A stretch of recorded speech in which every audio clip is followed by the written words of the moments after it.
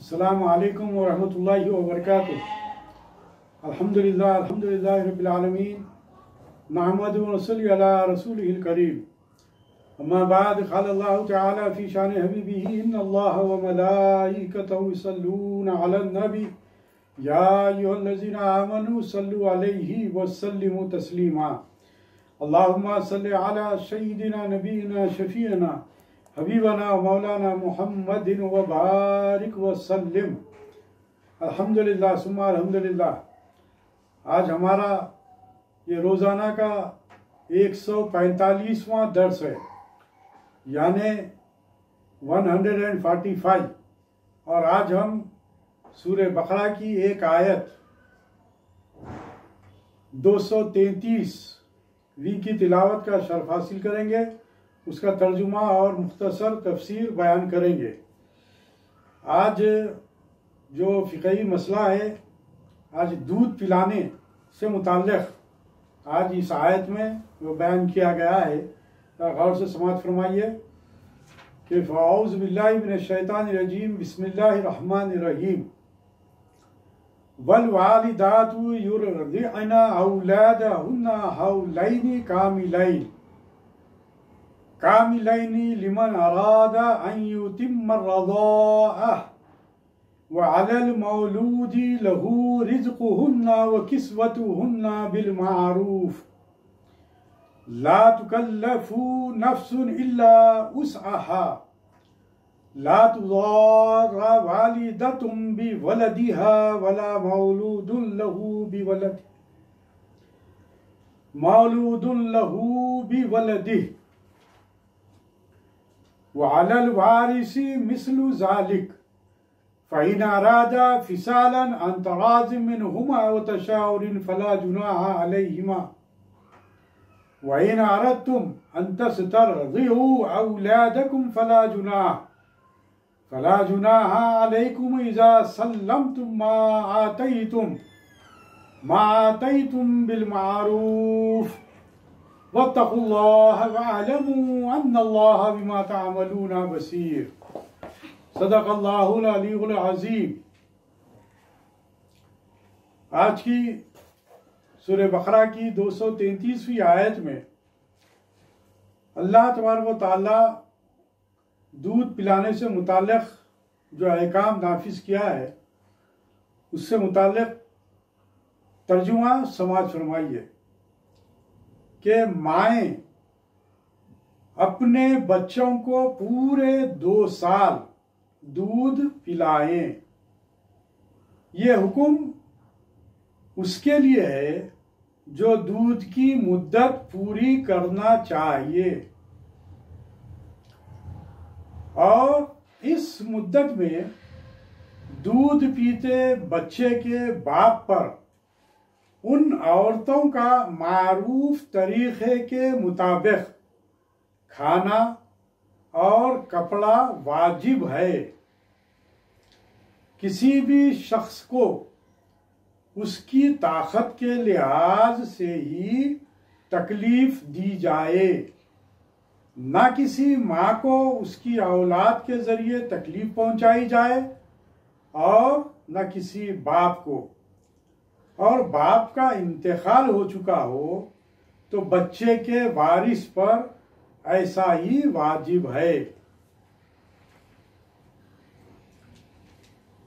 अगर वो दोनों माँ बाप बाहमी रजामंदी से और मशवरे से दूध छुड़ाना चाहें तो कोई हरज नहीं है। और अगर तुम बच्चों को किसी दाया से दूध पिलाना चाहो तब भी तुम पर कोई हरज नहीं, बशर्ते के मुरव्वज तरीक़े के मुताबिक तुम जो उजरत दे रहे हो वो हवाले कर दो।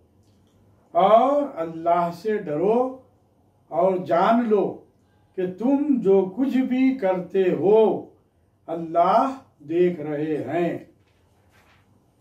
आइए इसकी मुख्तसर तफसीर आपके सामने रखी जाती है कि रज़ा यानी दूध की मुद्दत।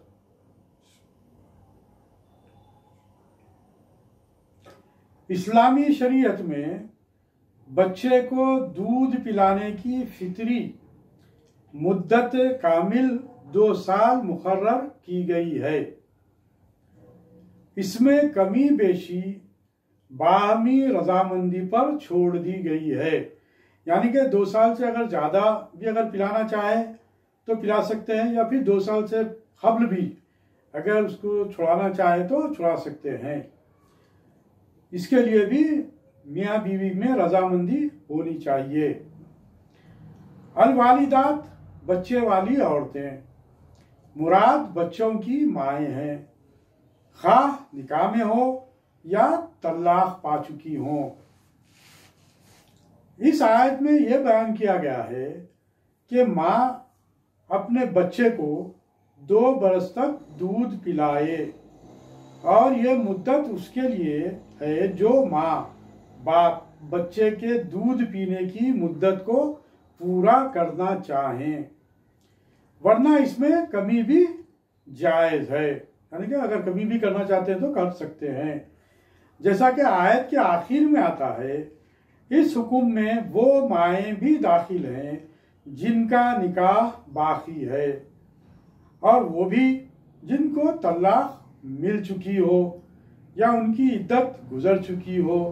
फ़र्क सिर्फ ये होगा कि बीवी का खाना कपड़ा खाविन पर हर हाल में लाजिम है।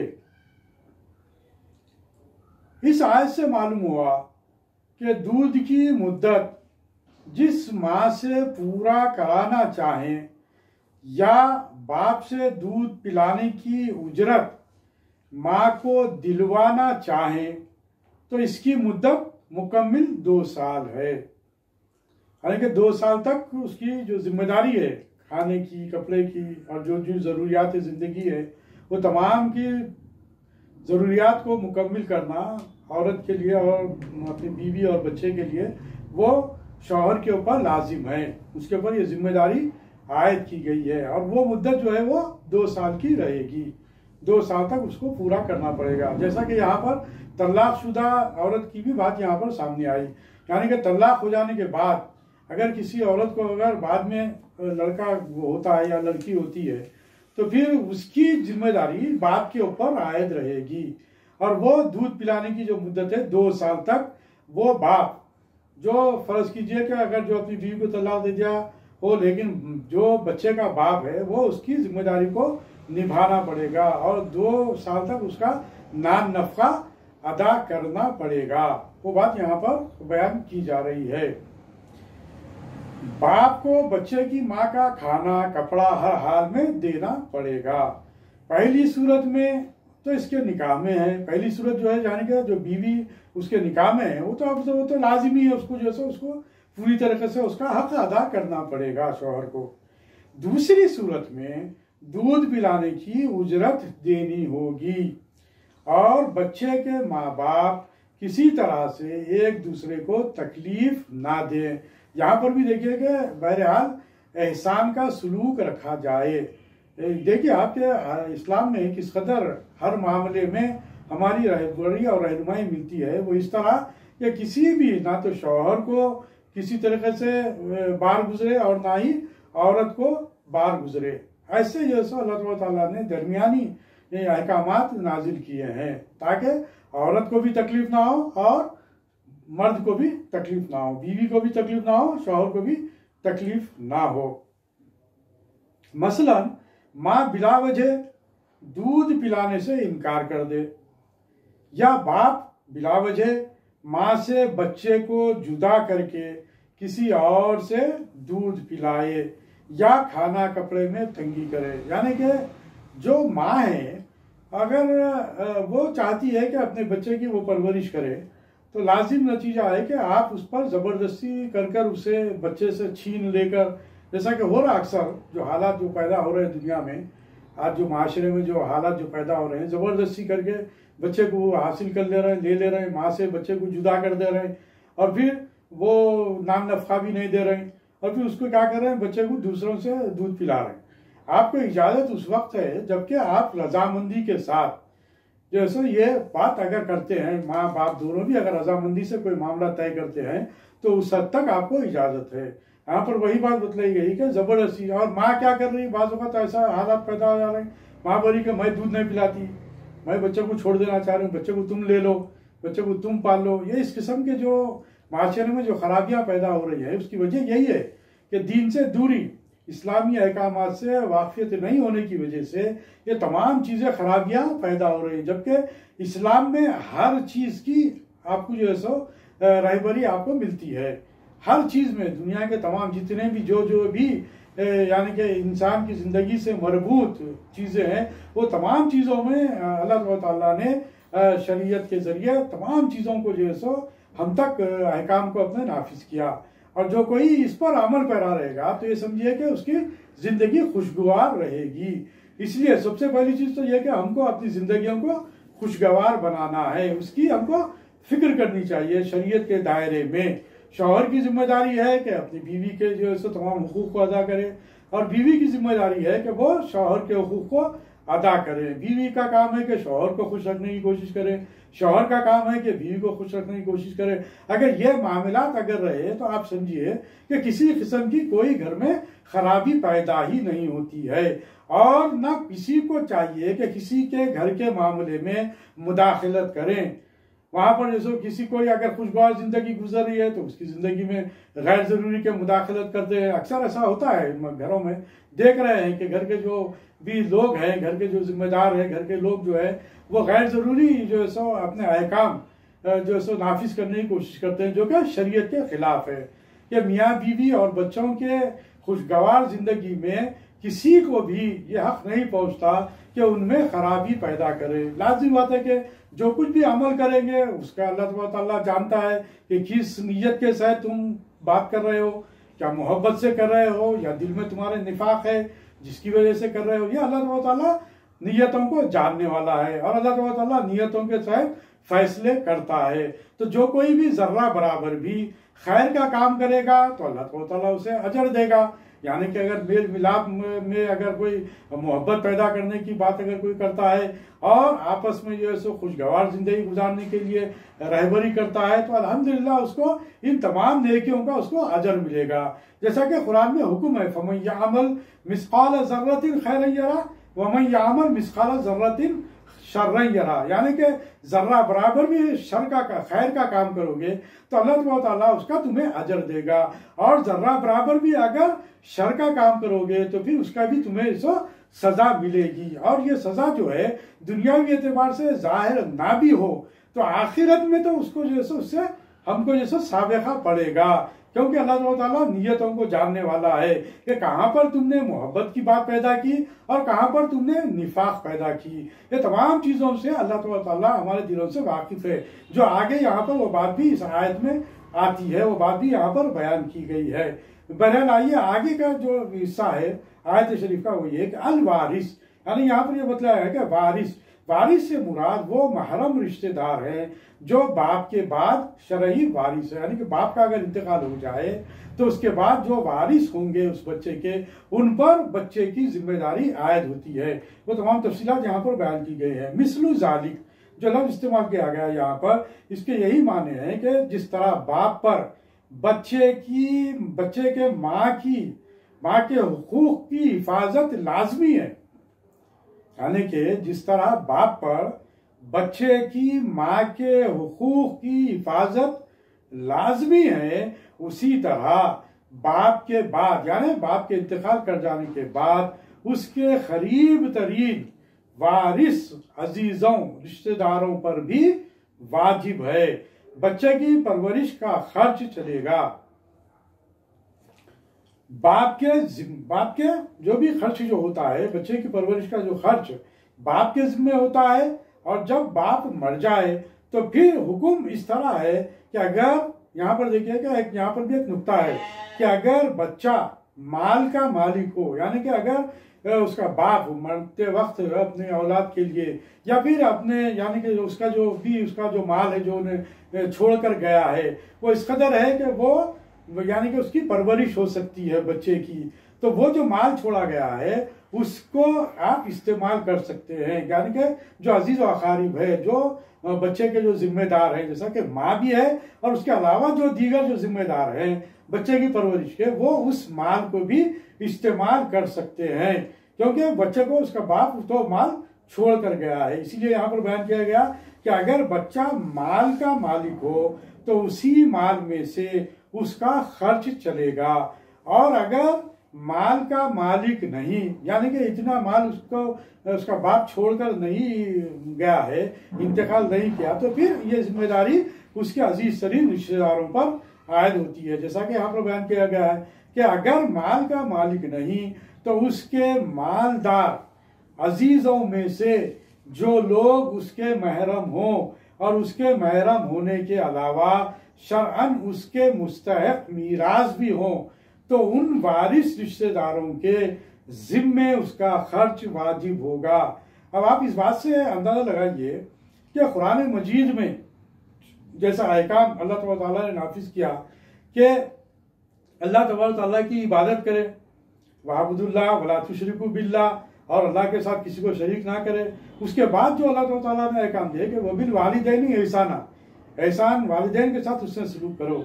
उसके बाद वबिल वालिदैन एहसाना वबिजुल कुर्बा, रिश्तेदारों के साथ उसने सलूक करो, वबिजुल कुर्बा और यतामा और मसाकिन। अब आप देखिए कि अल्लाह ताला के जो अहकाम कुरान मजीद में मुख्तलिफ आयात में हमारे सामने आते हैं, उससे रिश्तेदारों के साथ उसने सलूक करने की बात भी आती है, और फिर दूसरे इन आयत में, इस आयत में आपके सामने ये बात भी आई कि रिश्तेदारों पर भी ये जिम्मेदारी है कि वो गरीब जो रिश्तेदार है, जो उनकी मदद करना उनके लिए लाजिम है, तो उनकी मदद करें।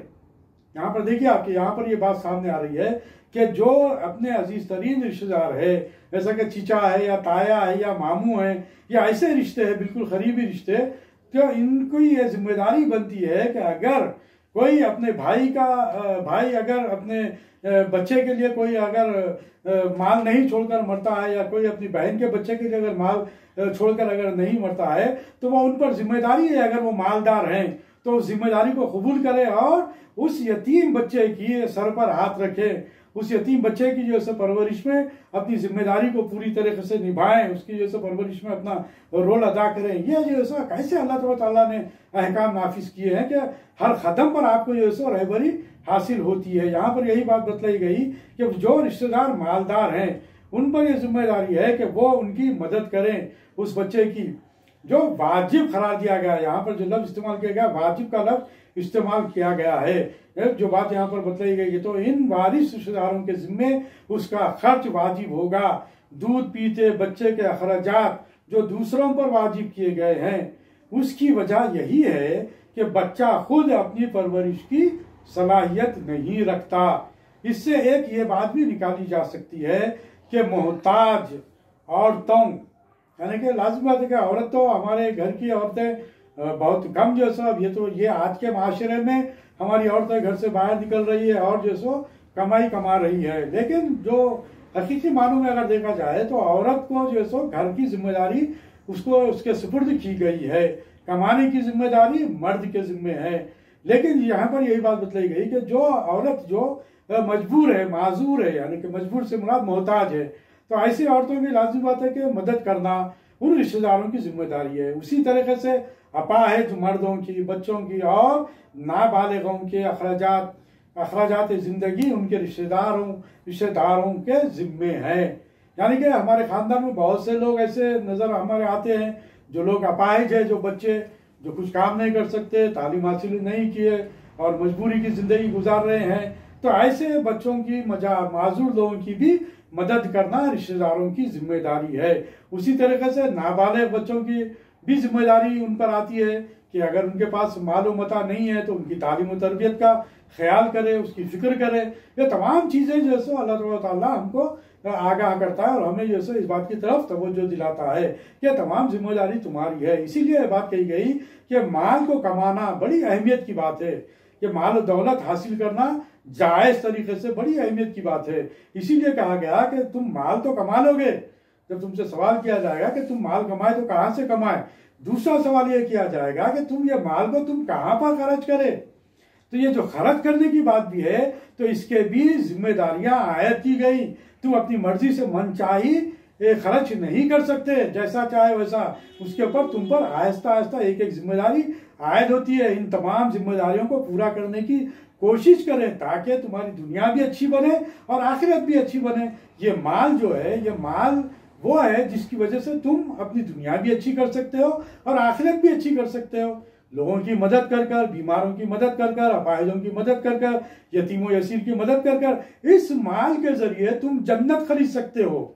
इस माल के जरिए तुम जन्नत खरीद सकते हो। और इसी माल के जरिए अगर तुम मनचाही तौर पर ऐशो इशरत की जिंदगी गुजारने पर अगर यही माल तुम अगर खर्च करोगे, तो फिर इसी माल के जरिए तुम्हारे जिस्मों को दागा जाएगा। इसी माल को जो है सो दोज़ख की जैसे जंजीरें बनाई जाएंगी और इस माल के जरिए, इस दो जंजीरों के जरिए तुम्हें जकड़ा जाएगा और तुम्हें माल से, इसी माल के जरिए तुम्हारे जिस्मों को दागा जाएगा। ये भी कुरान है। अब जब आगे जाएंगे आप, जो पढ़ेंगे आप, तो ये तमाम चीजें आपको ये सब मिलेगी। तो यहाँ पर जो बात बतलाई गई वो यही कि तुम्हारी ये जिम्मेदारी है कि तुम अपने, यानी कि माँ बाप अपनी जिम्मेदारी को पूरी तरीके से निभाएं। बच्चे को दूध पिलाने के लिए माँ की जिम्मेदारी 2 साल तक है और इस अरसे की जो तमाम तर खिलाने पिलाने के हर तरीके से जो निकाम है वो तो अनिकाम है, वो तो करना ही करना है किसी भी तरीके से।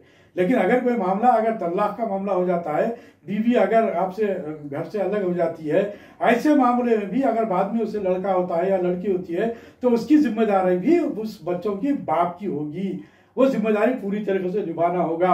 और अगर फर्ज कीजिए बच्चा अगर इंतकाल कर जाए, तो फिर वो जिम्मेदारी रिश्तेदारों पर आयद होगी। ये तमाम चीजें यहाँ पर बयान की गई है। इसके बाद यह हुक्म भी दे दिया गया कि अगर वालिदैन 2 बरस से पहले ही दूध छुड़ा देना चाहे, जैसे कि अभी आपके सामने बात की गई, तो इन पर कोई गुनाह नहीं।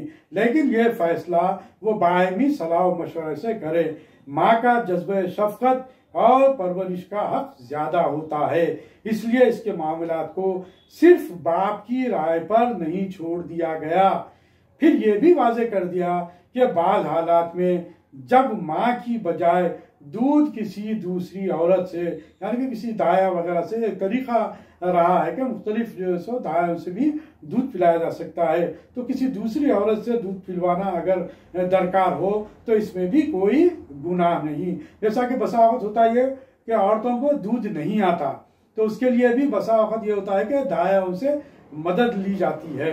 लेकिन उसमें भी यह बात कह दी गई कि उन दायाओं की भी जो सो उनको दूध पिलाने की उजरत अदा की जाएगी, अदा कर दी जाए। यानी जो भी दूध पिलाएंगे उसकी भी जो सो जिम्मेदारी, बच्चों की 2 साल तक वो जिम्मेदारी को निभाएं। इस तरीके से हम पर यह बात खुलकर सामने आ जाती है कि अल्लाह ताला के ये जो अहकाम है, इसको हम कुरान मजीद को खोलकर पढ़ते जाएं। और आपसे एक बात की मैं गुजारिश ये भी करना चाहूंगा कि जैसा कि मैं आपके सामने खुले तौर पर यह ऐलान करता हूँ, बताता हूँ कि हमारी ये जो आयत है, जैसा कि आज की जो आयत है 145वीं आयत का दर्स आज आपकी मजलिस में शामिल रहा।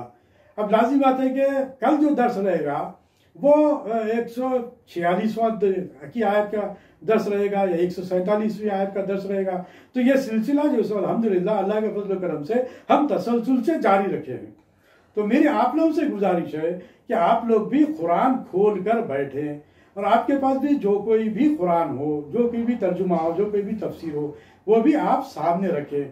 तो होगा ये कि आपको समझने में भी आसानी रहेगी। सामने जब कुरान रहेगा, कुरान मजीद रहेगा, तो लाज़िम बात है कि उसका तर्जुमा भी मुख्तलिफ तराजीम और मुख्तलिफ तफासिर हमारे सामने आते हैं। लेकिन अगर आप आयत को खोलकर अगर सामने बैठेंगे तो आपको समझने में सहूलत रहेगी। बहरहाल हम सबको, हम जो अल्हम्दुलिल्लाह जो कोशिश कर रहे हैं, ये अल्लाह ताला का फजल करम है। उसी ने ही हमारे जहनों को और हमारे दिलों में जो है ये नूर पैदा किया कि हम कुरान को पढ़ने वाले बने, कुरान को समझने की कोशिश कर रहे हैं। उसका यही हम जो है सो दुआ करते हैं अल्लाह ताला से, और आप सभी से भी यही गुजारिश करते हैं कि हम इसकी तरफ मुतवज्जे हो जाएं। हम बहरहाल दिन में के 24 घंटों में कम से कम आधा घंटा 1 घंटा कैसा भी किसी भी तरीके से कुरान को समझने के लिए हम कोशिश करें। जैसा कि कुरान के फ़हम के सिलसिले में भी जो है सो क्लासेस हमारे हो रहे हैं अल्हम्दुलिल्लाह दूसरे ग्रुप्स की तरफ से, तो वो भी जो है सो अगर आपको वक्त मिलता है तो उसमें शामिल होइए, सुनिए, आप समझिए, क्योंकि ये हमारे लिए बहुत ही कीमती वक्त है। और ये जो हम वक्त लगा रहे हैं, ये समझिए कि ये वक्त आपका ज़ाया नहीं जा रहा है, बल्कि ये वक्त आप पर रहमतें नाजिल करता है, बल्कि ये बरकतों वाला है। इसकी वजह से हमारी ज़िंदगियों में इस्लाह पैदा होगी, इसकी वजह से हम दीन की तरफ राग़िब होंगे और हम दीन पर अमल करने की कोशिश करेंगे। बहरहाल अल्लाह ताला से दुआ है कि बारी ताला कुरान मजीद को हम पढ़ रहे हैं, उसको समझने की कोशिश कर रहे हैं, ऐ बारी ताला हमें सही फ़हम और इदराक अता फरमा और हमें दीन को जो है सो हम अपने घरों पर रायत करने वाला बना दे। ये काम तेरा है, तू ही दिलों को फेरने वाला है। रब्बना ला तुज़िग़ क़ुलूबना बअद इज़ हदैतना व हब लना मिन लदुनका रहमा इन्नका अंतल वहाब। रब्बना आतिना फिद दुनिया हसनतन व फिल आखिरति हसनतन व क़िना अज़ाबन्नार। रब्बना आतिना मिन लदुनका रहमतन व हय्यि लना मिन अमरिना रशदा। सुब्हानकल्लाहुम्मा व बिहम्दिका अशहदु अन ला इलाहा इल्ला अंता नस्तगफिरुका व नतूबु इलैक बिफज़्लि सुब्हान रब्बिका रब्बिल इज़्ज़ति अम्मा यसिफून व सलामुन अलल मुरसलीन वल्हम्दुलिल्लाहि रब्बिल आलमीन।